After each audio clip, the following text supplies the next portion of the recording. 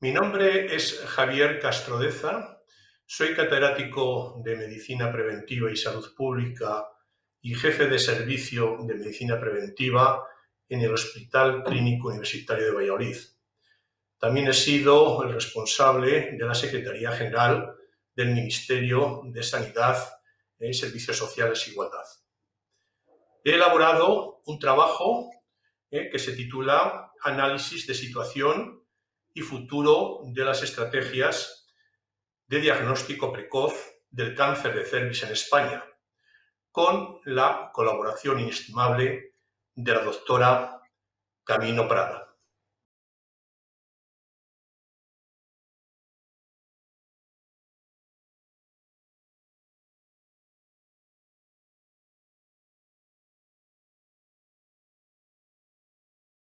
La introducción de la vacunación frente al virus del papiloma humano, los avances en la técnica de detección del virus, además de los propios avances en el conocimiento científico reflejados en las actualizaciones de las guías europeas para la garantía de calidad del cribado de cáncer, han sido algunas de las razones que han motivado el que hayamos elaborado este trabajo.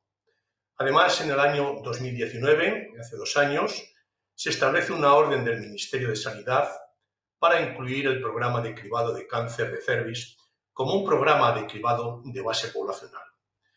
A todos estos factores, si añadimos la importancia que tiene la aparición de nuevas formas de diagnóstico, de nuevas técnicas de diagnóstico, de nuevos procedimientos de detección molecular de RNA, creo que justifican la razón para que las sociedades científicas, los pacientes y los gestores responsables de los programas de cribado, de alguna forma analicen cuál es el estado actual de estos programas y cuál puede ser su futuro. Sin duda, este humilde documento que hemos elaborado puede ser un punto de arranque que se verá beneficiado con las aportaciones científicas y de gestión de los partners más involucrados para ser un documento de trabajo que servirá a la mejora del conocimiento científico del diagnóstico precoz del cáncer de cervix.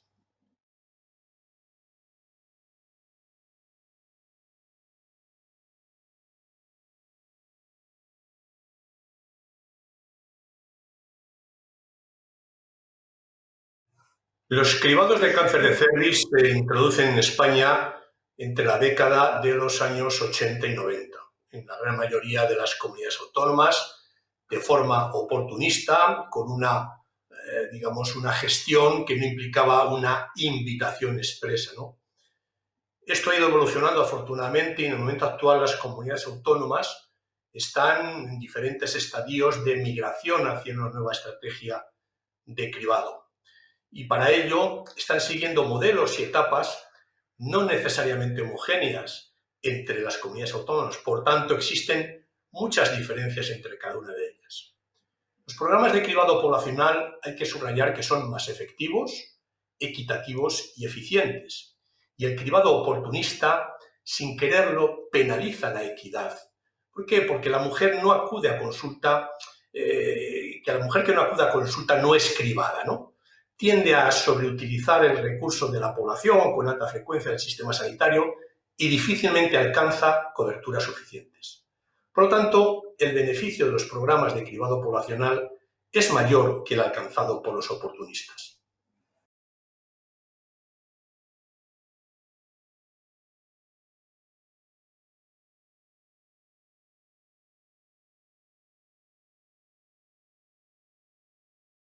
Bien, hay que señalar que la actividad oportunista o el cribado oportunista muestra algunas deficiencias y inequidades en su cobertura.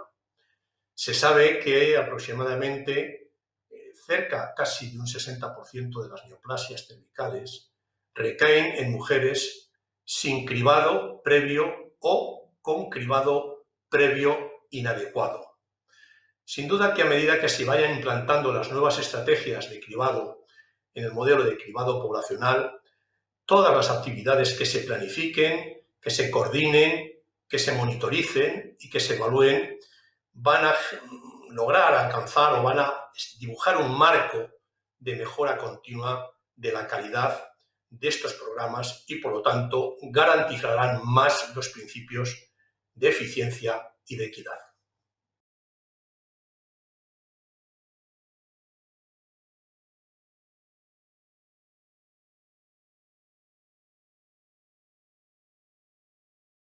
El ARN mensajero como técnica de cribado o como técnica de diagnóstico para el cribado permite reducir casi un 20%, un poco más de un 20%, los errores de cribado por falsos positivos clínicos, lo que por lo tanto disminuiría la ansiedad que estos hallazgos a veces provocan en las mujeres y también el seguimiento innecesario de estas pacientes mediante colposcopias o otras pruebas destinadas a confirmar la presencia o no de las lesiones precancerosas.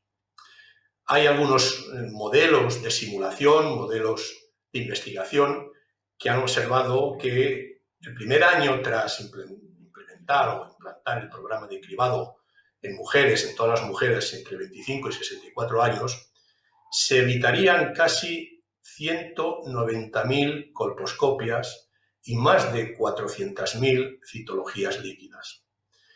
Hay que señalar que al realizar el diagnóstico molecular con test que detectan ARNM, gracias a esa mejora en su especificidad frente a los test de DNA, se logra una reducción en la carga asistencial para el sistema sanitario.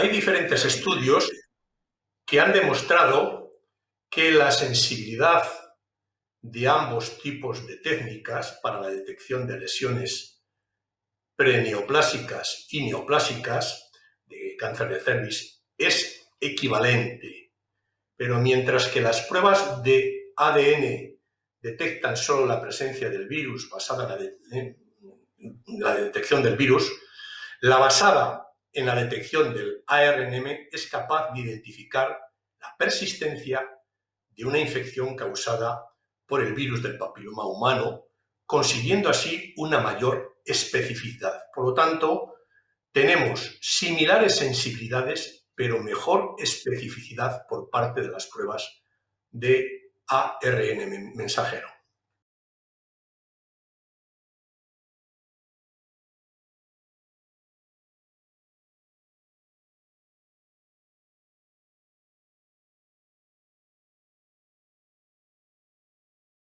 Hay que señalar que en las recomendaciones, guías y consensos de las instituciones o sociedades científicas se recomienda la determinación de positividad o no positividad para los 14 genotipos del alto riesgo del virus del papiloma.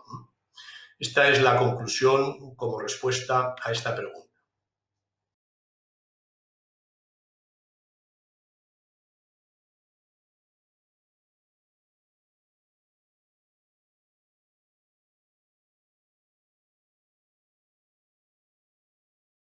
Desde luego que el avance tecnológico va a suponer un granito en el manejo de los resultados procedentes de las muestras que se obtienen en el diagnóstico precoz del cáncer de cervix. Las técnicas totalmente automatizadas para el genotipado del VPH, del virus del papiloma humano, permiten sin duda una mayor simplicidad.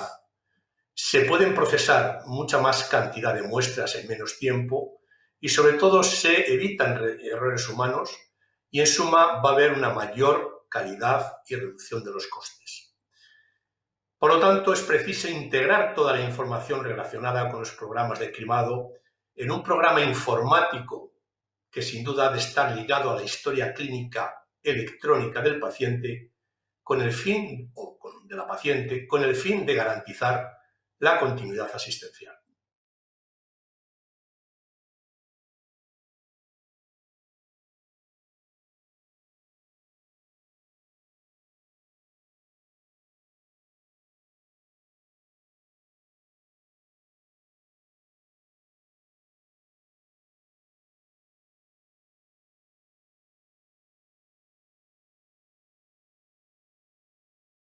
Bien, sin duda la centralización es un aspecto que tiene sus características positivas. Lógicamente hay mayor uniformidad en el procesamiento de muestras, mayor uniformidad en los resultados, probablemente se cometan menos errores, tenga un coste menor porque la centralización ahorra pues, equipamientos, profesionales, etcétera, ¿no? Debiera ser el objetivo a alcanzar, el mayor nivel de centralización. Pero también es verdad que el cribado tiene que estar soportado por el propio sistema sanitario, ¿no?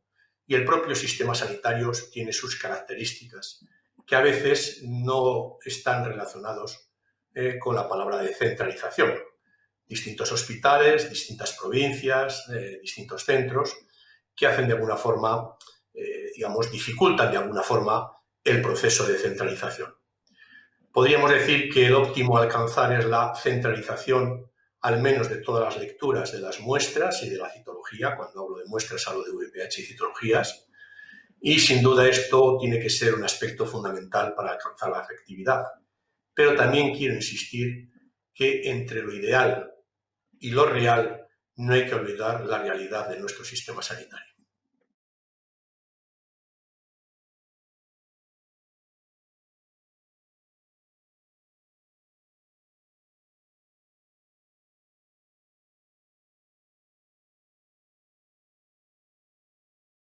Pues digamos que son varias, las podríamos resumir en poquitas palabras, ¿no? Primero, simplicidad del procedimiento. Segundo, reducción de los errores humanos. Tercero, calidad de los resultados.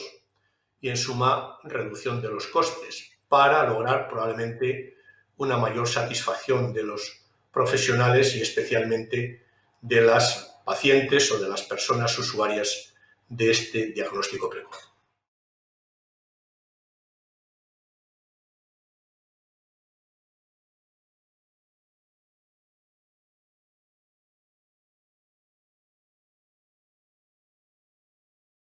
Los registros informatizados son útiles, ¿no?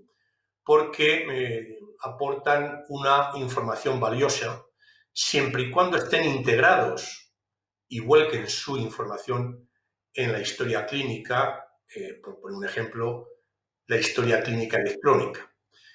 Si esto se cumple, pues va a haber una transferencia de información tanto útil para los servicios centrales, ministerio, comunidades autónomas, como para los equipos de atención primaria y atención especializada, que podrán tener los resultados disponibles para la toma de decisión sobre las consultas que pueden hacer este tipo de pacientes.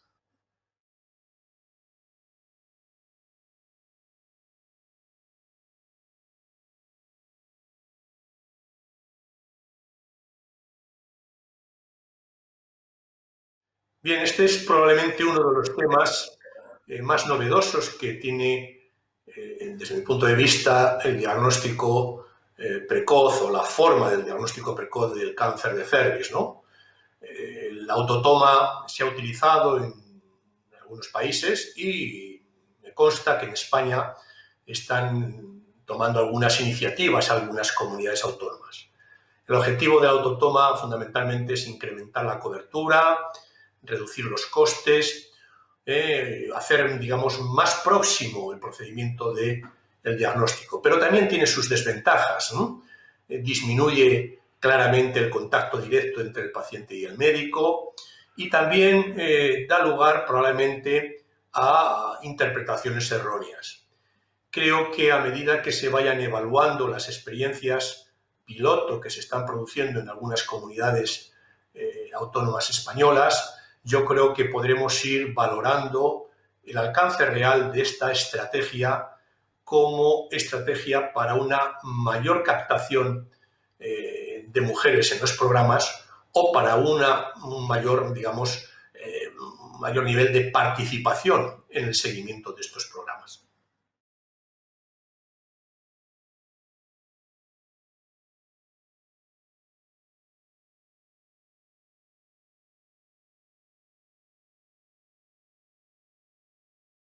la digitalización yo creo que es una de las oportunidades de avance que tiene la medicina en muchos factores, ¿no? Muchos aspectos.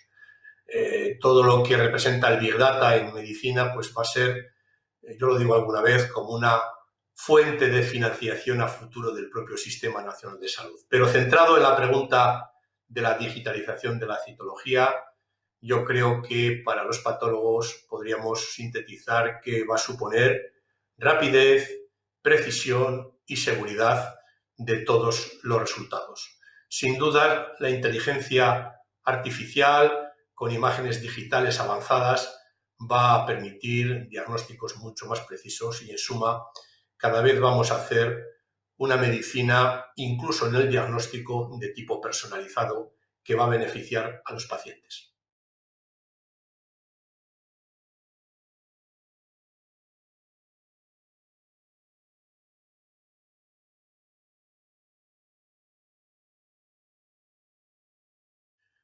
Desde luego que respondería por la segunda parte de la pregunta. Es necesario y fundamental la evaluación de la efectividad de los programas o de los cribados poblacionales o de cualquier intervención sanitaria.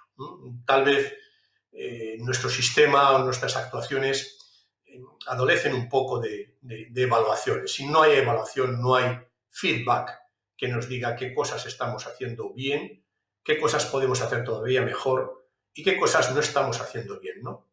En el caso que nos ocupa de los cribados poblacionales, existen diferentes indicadores. No me voy a explayar en cada uno de ellos, pero puedo citar desde indicadores como la cobertura en cuanto a la invitación al programa, la cobertura sobre el test utilizado y realizado, el número de mujeres que han sido cribadas por VPH, el número de mujeres que han sido cribadas por citología, las tasas de repetición del test, las derivaciones a colposcopia, la aceptación de la colposcopia. Como se puede ver, hay un gran abanico de indicadores que son de distinta índole. Unos son del proceso, otros son de resultados o incluso hay indicadores de estructura que de alguna forma nos ayudan a tener una dimensión de si un programa está funcionando bien o es, digamos, sugerente de mejorarse, ¿no?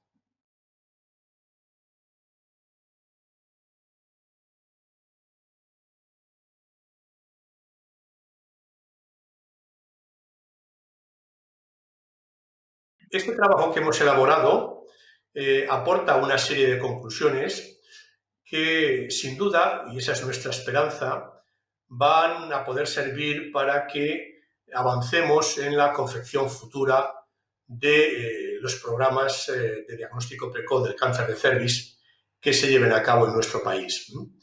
Tal vez de todas ellas, de todas las conclusiones, quiera resaltar el beneficio de los programas de cribado poblacional. Es una de las conclusiones importantes de nuestro trabajo, en el que se pone de manifiesto que tenemos que ir hacia esa operatividad de ser un programa de tipo poblacional. Es más, la orden ministerial del 2019 esto lo aconseja y recomienda un periodo de tiempo de 5 años para ir haciendo esa adaptación.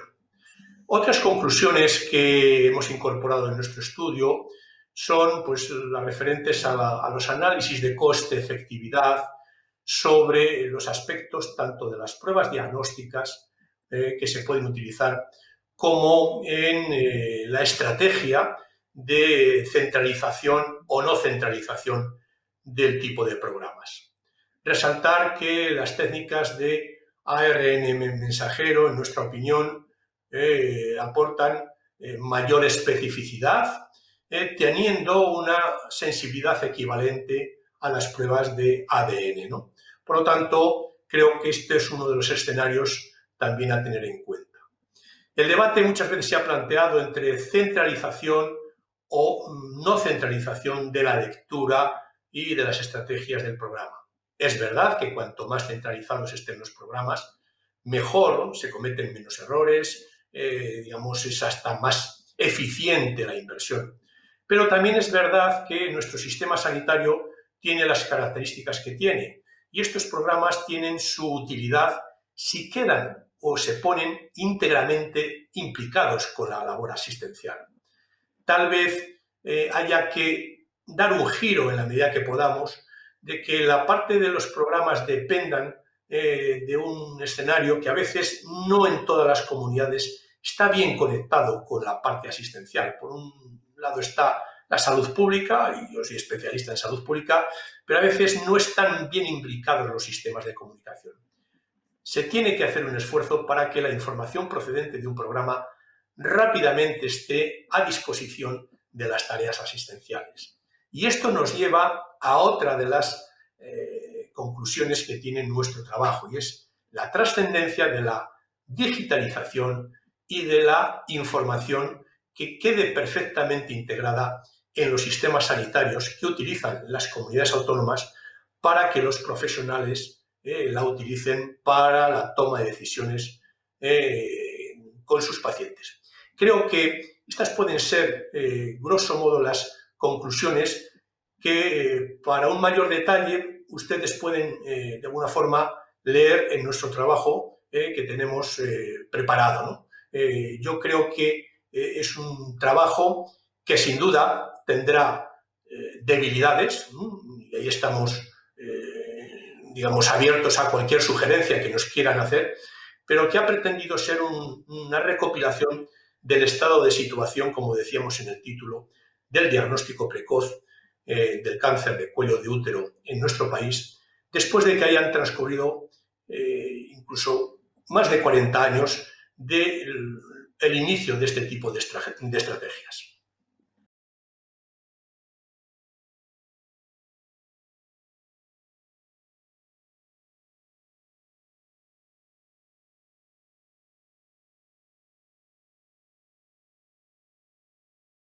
Bueno, hemos hecho este documento porque considerábamos que era un momento oportuno en el que se produce un hito relevante en nuestro sistema sanitario. Y es que un programa de diagnóstico precoz entra a formar parte de la cartera de servicios. Es verdad que hay otras estrategias, pero es el primer diagnóstico precoz que ya lleva tiempo establecido en España, en el que hay una orden ministerial que lo reconoce y lo recoge para que forme parte de la cartera, ¿no? De prestación del Sistema Nacional de Salud. Por eso nos planteamos revisar cuál era el estado de este tema en las distintas comunidades autónomas, porque no hay que explayarse demasiado para saber que a veces pues, nuestro sistema sanitario, por su carácter descentralizado que tiene, pues hace que no se hagan todas las cosas de la misma forma en las comunidades autónomas. Yo diría que es singularmente, digamos, difícil que haya muchas cosas que se hagan iguales, pero bueno, más allá de esta pequeña broma. Por lo tanto, digamos, esta actuación normativa creo que sí que nos habilitaba para desarrollar el estado de situación y que las personas que trabajan en este ámbito lo pudieran de alguna forma conocer a través de un documento que no es muy extenso. Hemos procurado recoger las mejores citas biográficas. Seguro que se nos ha olvidado bastantes o algunas, ¿no? De acuerdo, no voy a decir ya bastantes, pero algunas seguro que sí. Y queremos que sirva de documento de partida. En él hemos tenido también como un objetivo volver a insistir en la importancia del diagnóstico precoz. Yo creo que es un elemento de prevención fundamental. Allá donde hay una señal, un signo, un síntoma que evidencia que va a pasar algo, yo creo que los profesionales o la tecnología tenemos que estar, digamos, preparados para identificar y dar la voz de, bueno, aquí puede pasar algo, tengan cuidado, hay que hacer un seguimiento, ¿no? Máxime si es el diagnóstico precoz de un cáncer, ¿no? No olvidemos que en estos momentos la Unión Europea, uno de sus ejes fundamentales para digamos, la salud es trabajar sobre la trascendencia del cáncer. Entonces, ese fue otro de los hitos importantes que había que, consideramos que había que poner en valor, ¿no? Otro de los aspectos que queremos llamar la atención en los programas de diagnóstico precoz, y especialmente en esto, es la importancia que tiene que los programas no pierdan, digamos, interés, que no se den por hechos, no se den por funcionantes, sino que analicemos cómo están funcionando y detectemos qué áreas de mejora pueden tener en beneficio del éxito del programa. La tecnología cambia, aparecen nuevas formas de hacer diagnósticos, aparecen nuevos usos como la citología líquida, etcétera, que sin duda van a optimizar el rendimiento del programa. Por lo tanto, también queríamos revisar cómo estaba ese tipo de situaciones en las comunidades, en todas las comunidades, para plasmarlos en un documento. Sin duda hay comunidades que lo hacen de una forma, lo hacen de otra, pero entendíamos que era bueno que se conocieran porque así podemos de alguna forma ver qué áreas de mejora tenemos cada una de las comunidades que tenemos programas, ¿no?